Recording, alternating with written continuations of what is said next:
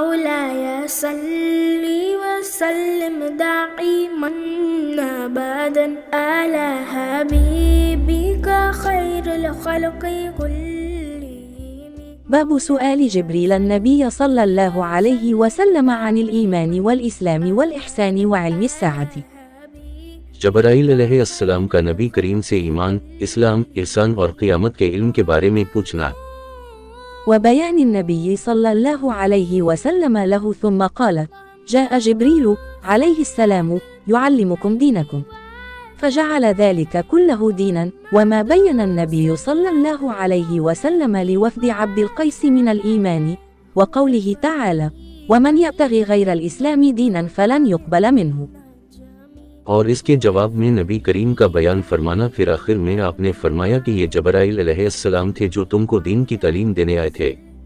یہاں آپ نے ان تمام باتوں کو جو جبرائیل علیہ السلام کے سامنے بیان کی گئی تھیں دین ہی قرار دیا، اور ان باتوں کے بیان میں جو نبی کریم نے ایمان سے متعلق عبدالقیس کے وفد کے سامنے بیان فرمائی تھی، اور اللہ پاک کے اس ارشاد کی تفصیل میں کہ جو کوئی اسلام کے علاوہ کوئی دوسرا دین اختیار کرے گا وہ ہرگز قبول نہ کیا جائے گا. حدثنا مسدد قال حدثنا إسماعيل ابن إبراهيم أخبرنا أبو حيان التيمي عن أبي زرعة عن أبي هريرة قال: كان النبي صلى الله عليه وسلم بارزا يوما للناس، فأتاه جبريل فقال: ما الإيمان؟ قال: الإيمان أن تؤمن بالله وملائكته وبلقائه ورسله وتؤمن بالبعث. قال: ما الإسلام؟ قال: الإسلام أن تعبد الله ولا تشرك به شيئا، وتقيم الصلاة، وتؤدي الزكاة المفروضة، وتصوم رمضان. قال: ما الإحسان؟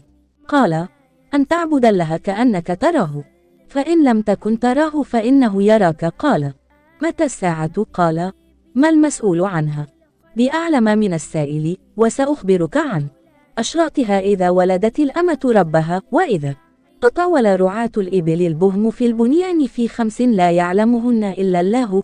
ثم تلا النبي صلى الله عليه وسلم: إن الله عنده علم الساعة سورة لقمان آية 34. ثم أدبر فقال: ردوه، فلم يروا شيئا، فقال: هذا جبريل جاء يعلم الناس دينهم.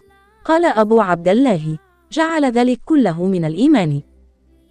ہم سے مسدد نے بیان کیا، انہوں نے کہا کہ ہم سے اسماعیل بن ابراہیم نے بیان کیا، انہوں نے کہا کہ ہم کو ابو حیان تیمی نے ابو زرع سے خبر دی، انہوں نے ابو ہریرہ رضی اللہ عنہ سے نقل کیا کہ ایک دن نبی کریم لوگوں میں تشریف فرما تھے کہ آپ کے پاس ایک شخص آیا اور پوچھنے لگا کہ ایمان کسے کہتے ہیں؟ آپ نے فرمایا کہ ایمان یہ ہے کہ تم اللہ پاک کے وجود اور اس کی وحدانیت پر ایمان لاؤ، اور اس کے فرشتوں کے وجود پر، اور اس اللہ کی ملاقات کے برحق ہونے پر، اور اس کے رسولوں کے برحق ہونے پر، اور مرنے کے بعد دوبارہ اٹھنے پر ایمان لاؤ. پھر اس نے پوچھا کہ اسلام کیا ہے؟ آپ نے پھر جواب دیا کہ اسلام یہ ہے کہ تم خالص اللہ کی عبادت کرو اور اس کے ساتھ کسی کو شریک نہ بناؤ، اور نماز قائم کرو، اور زکوٰۃ فرض ادا کرو، اور رمضان کے روزے رکھو. پھر اس نے احسان کے متعلق پوچھا. آپ نے فرمایا احسان یہ کہ تم اللہ کی عبادت اس طرح کرو گویا تم اسے دیکھ رہے ہو. اگر یہ درجہ نہ حاصل ہو تو پھر یہ تو سمجھو کہ وہ تم کو دیکھ رہا ہے.